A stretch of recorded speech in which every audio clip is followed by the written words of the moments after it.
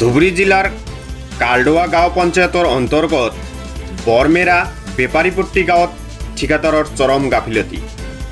দীনেশ মালাকৰ ঠিকাদাৰজনে ৰাইজৰ পৰা বৈদ্যুতিক মিটাৰ কানেকশ্যন দিয়াৰ বাবদ ঘৰে ঘৰে টকা লয়।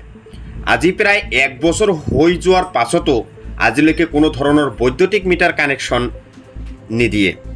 আনকি ৰাইজে কোনো ধৰণৰ বৈদ্যুতিক কানেকশ্যন নাপাই বৈদ্যুতিক বিল দিব লগাত পৰিছে।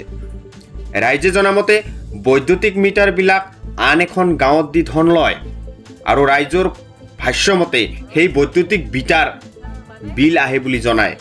সবিশেষ চাওক ৰাইজৰ ভাষ্য।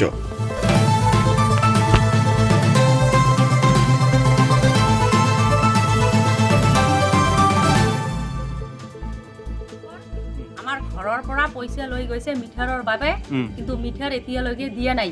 1 বছৰ হ'ল।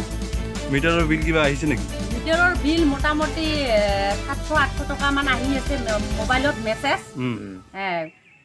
এতিয়া আমি কি কৰিম? মিটাৰ দিয়েই নাই এতিয়াও। কিমান টকা লৈছে? 1000 টকা লৈছে। এতিয়া কি কৰিব আপোনালোকে? কি কৰিব? আমাক কথা দি আছে মিটাৰ দিম বুলি, কিন্তু এতিয়ালৈকে দিয়া নাই। ঠিকাদাৰজনৰ ঘৰ ক'ত? ঠিকাদাৰজনৰ ঘৰ হৈছে দীনেশ মালাকৰ নাম, তাৰ বৰমেৰাই হয়। চৰকাৰী দীনেশ মালাকৰ মোৰ ঘৰৰ পৰা 500 টকা লৈ গৈছে। মিটাৰ দিছে নেকি? মিটাৰ দিব কাৰণে আজিলৈ ঘৰে কাৰিগৰ মই যদি সুধো মিটাৰ কোনে দিব, কালি দিম কৰি আজি কেইমাহ গুচি গ'ল, আজিলৈকে মিটাৰ দিয়া নাই। আহিছে নেকি আপোনাৰ? 1 বছৰ হৈ গ'ল। আপোনালোকৰ ঘৰত আহিছে নেকি দীনেশ মালাকৰ? এতিয়াও অহা নাই।